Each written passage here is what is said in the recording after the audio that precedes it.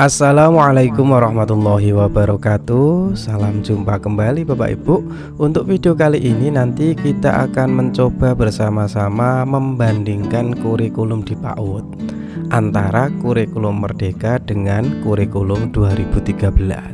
Apa toh persamaannya, apa perbedaannya, nanti akan kita bahas dalam video kali ini. Oke Bapak Ibu, kita mulai saja. Ada 6 elemen yang akan kita perbandingkan. Yang pertama adalah tentang kerangka dasarnya seperti apa, kemudian kompetensi yang ingin dituju, kemudian yang ketiga adalah struktur kurikulumnya seperti apa, kemudian juga pembelajaran dan penilaian, serta yang terakhir adalah tentang perangkat kurikulum. Yang pertama Bapak Ibu, tentang kerangka dasar kurikulum. Kalau di kurikulum 2013 kemarin, landasan utamanya adalah tujuan sistem pendidikan nasional dan juga standar nasional pendidikan. Kalau di kurikulum Merdeka sebenarnya sama saja, tetapi untuk kurikulum Merdeka tujuan sistem pendidikan nasional itu sudah diringkaskan, dipadatkan, disarikan menjadi profil pelajar Pancasila. Jadi sebenarnya profil pelajar Pancasila itu adalah penerjemahan dari tujuan sistem pendidikan nasional.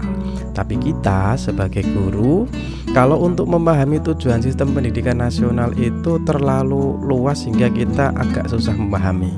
Nah, untuk lebih mudah memahami sudah diringkaskan oleh pemerintah menjadi profil pelajar Pancasila. Ini yang akan membedakan antara kurikulum Merdeka dengan kurikulum sebelumnya. Tentu saja untuk profil pelajar Pancasila sudah kami jelaskan kemarin, tapi nanti juga akan kami buatkan video khusus tersendiri supaya lebih memahami secara komprehensif. Kemudian yang akan kita bandingkan yang kedua adalah tentang kompetensi yang ingin dituju. Nanti yang akan kita ajarkan ke siswa itu kompetensinya seperti apa.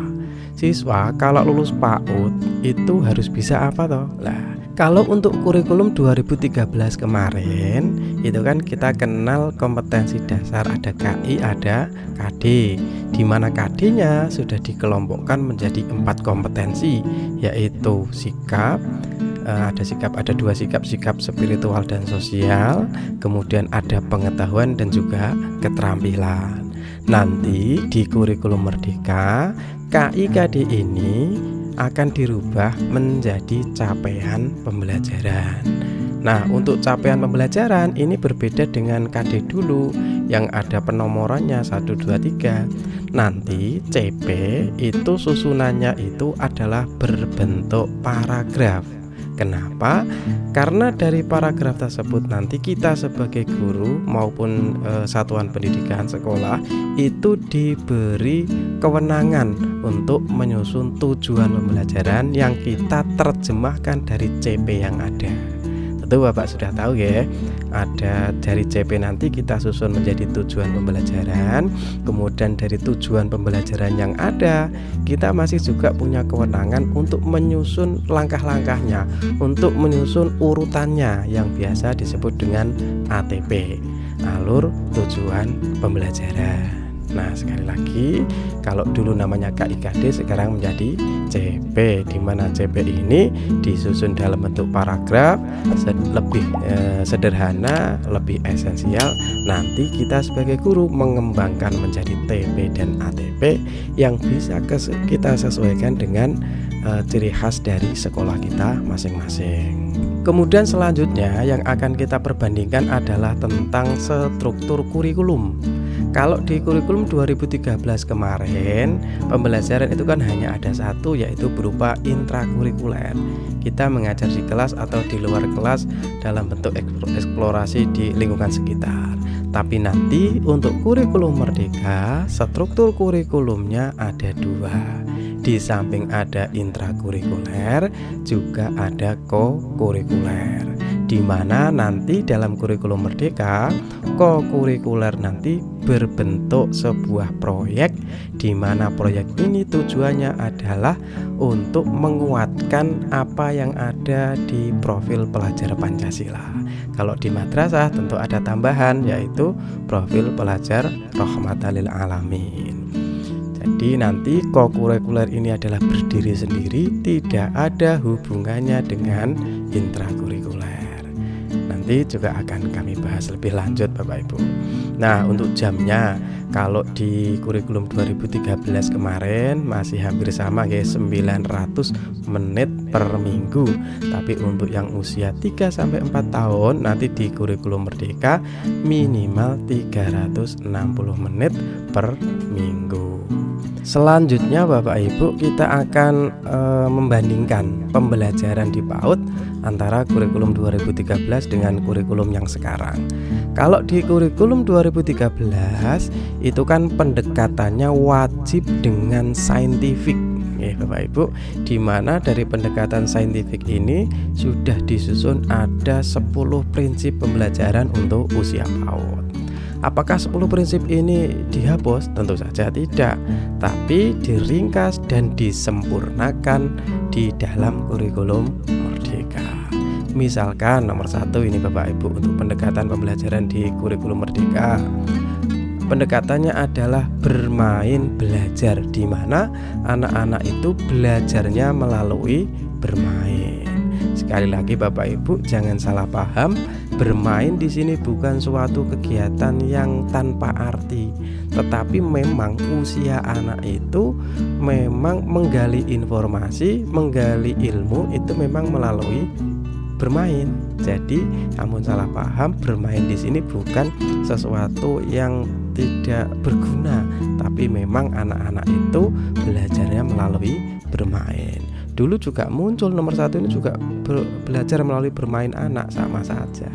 Terus yang kedua adalah kegiatan berbasis buku bacaan, di mana nanti anak-anak melalui bacaan yang kita bacakan, cerita yang kita bacakan, mereka nanti bisa belajar tentang literasi, di mana literasi ini bukan hanya soal bagaimana anak itu bisa membaca, bagaimana anak itu bisa menulis, bukan, tetapi mereka mampu menyimak, mampu mengutarakan pendapat, itu juga termasuk literasi, di mana nanti ketika kita membaca buku bacaan, tentu saja bukan hanya sekedar kita membaca buku, tapi ada diskusi, tanya jawab, di mana anak-anak nanti belajar tentang bagaimana menyimak, bagaimana berpendapat, bagaimana kalau ada perbedaan pendapat.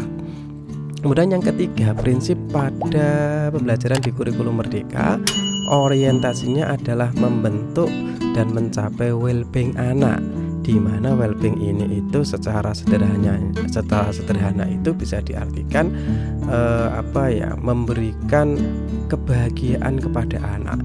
Anak merasa diterima, anak senang dengan belajar, anak merasa punya teman. Pokoknya kita membentuk kebahagiaan seorang anak. Tidak boleh marah-marah. Kalau mereka salah, tetap kita memberikan motivasi sambil kita membenarkannya. Tidak boleh ada bullying, ya, itu well-being, berarti bagaimana anak itu bisa bahagia secara psikologis dan secara emosional. Kemudian yang keempat adalah penguatan profil pelajar Pancasila dilakukan melalui kegiatan intrakurikuler dan ekstrakurikuler. Ini penting Bapak Ibu, karena di tingkat guru itu ada yang salah paham bahwasanya profil pelajar Pancasila itu hanya diajarkan melalui kokurikuler saja. Tetapi profil pelajar Pancasila ini dibiasakan melalui semua kegiatan pembelajaran, baik itu intrakurikuler maupun ekstrakurikuler.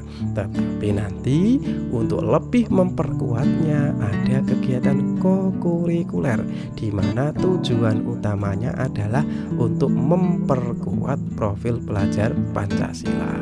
Bukan soal mewahnya, bukan soal seberapa baik karya anak, tetapi memang benar-benar untuk membiasakan karakter-karakter yang ada pada profil pelajar Pancasila.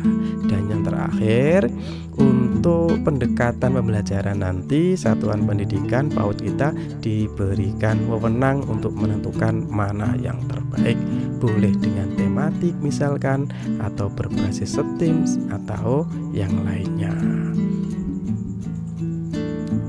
Kemudian selanjutnya adalah untuk penilaian pembelajaran. Kalau di kurikulum Merdeka, tekniknya sudah ditentukan dulu kan, ada pengamatan, ada penugasan, ada 7 ini Bapak Ibu ya. Kemudian untuk catatan penilaian proses dan hasil belajar perkembangan anak dimasukkan ke dalam format rangkuman penilaian mingguan atau bulanan, bahkan ada yang harian. Nah, nanti di kurikulum Merdeka seperti apa? Nah, tidak ada pemisahan antara nilai sikap, pengetahuan, dan keterampilan. Kemudian teknik yang bisa dilakukan guru ini ada beberapa pilihan. Ada observasi, kita mengamati anak secara langsung. Ada catatan anekdotal, kita melihat kejadian-kejadian yang ada sehari-hari, bagaimana perkembangan anak, kejadian unik yang dilakukan oleh anak. Ada foto berseri, ada checklist, portofolio, kumpulan tugas dari anak, kemudian juga ada instrumen yang dimodifikasi oleh sekolah masing-masing. Untuk penjelasan tekniknya, contohnya, formatnya nanti juga insya Allah akan kami bahas Bapak Ibu. Nah, untuk pelaporan tertulis ke orang tua minimal 6 bulan sekali. Kemudian selanjutnya soal perangkat pembelajaran Bapak Ibu yang disediakan pemerintah itu apa? Kalau soal perangkat itu kan, kalau soal istilah itu sekarang kan ada istilah modul ajar ya. Tapi antara mau membuat modul ajar atau RPP atau RPPH itu monggo. Istilahnya monggo pilih yang mana, yang jelas perangkatnya itu adalah isinya adalah tentang tujuan yang akan kita ajarkan, terus bagaimana cara kita mengajar, serta bagaimana cara kita menilai pengajaran kita. Ada 3, bagaimana, apa tujuan yang akan kita ajarkan, kemudian bagaimana caranya, kemudian bagaimana cara menilainya. Apakah yang sudah kita lakukan itu sudah tercapai atau belum, berarti ada penilaiannya. Kalau panduan dari pemerintah dulu di kurikulum Merdeka itu ada 3, ada buku panduan pendidik PAUD usia 45 dan usia 56, dan juga ada 22 model buku PAUD. Kalau nanti di kurikulum Merdeka, panduan yang sudah disiapkan oleh pemerintah ada 7 Bapak Ibu. Ini bisa kita download, nanti jenengan bisa mampir di web kami, nanti insya Allah akan kami persiapkan. Panduan pengembangan pembelajaran, bagaimana cara kita mengajar, ciri khas di PAUD seperti apa. Kemudian pembelajaran ada 4, ada budi, nilai agama dan budi pekerti, ada jati diri, ada panduan literasi dan STEM. Juga ada panduan bermain berbasis buku, panduan pengembangan proyek, panduan penyusunan laporan capaian pembelajaran, dan yang menarik adalah setiap buku panduan disertai contoh-contohnya. Bahkan pemerintah juga menyediakan contoh secara online lewat aplikasi Merdeka Mengajar, di mana kita bisa mengakses semua contoh-contohnya meskipun sampai sekarang belum lengkap. Nanti di channel kami, di website kami, insya Allah akan kami berikan contoh-contohnya secara berkala, dan itu insya Allah akan kami buat dengan tangan sendiri, tidak jiplak dari manapun, yang kami sesuaikan dengan beberapa panduan yang ada ini. Kemudian yang terakhir adalah tentang perangkat kurikulum. Ini yang dimiliki oleh sekolah ya Bapak Ibu. Kalau dulu perangkat kurikulumnya itu ada banyak Bapak Ibu, ada 9. Kalau nanti hanya ada 3. Ada panduan bagaimana cara membuat kurikulum operasional sekolah, bagaimana cara kita mengembangkan proyek P5, kemudian ada panduan pendidikan khusus. Mungkin demikian saja Bapak Ibu, semoga ada manfaatnya. Jangan lupa di like Bapak Ibu, di subscribe, dan mampir di website kami paud.pusatkurikulum.id. Terima kasih, semoga ada manfaatnya. Assalamualaikum warahmatullahi wabarakatuh.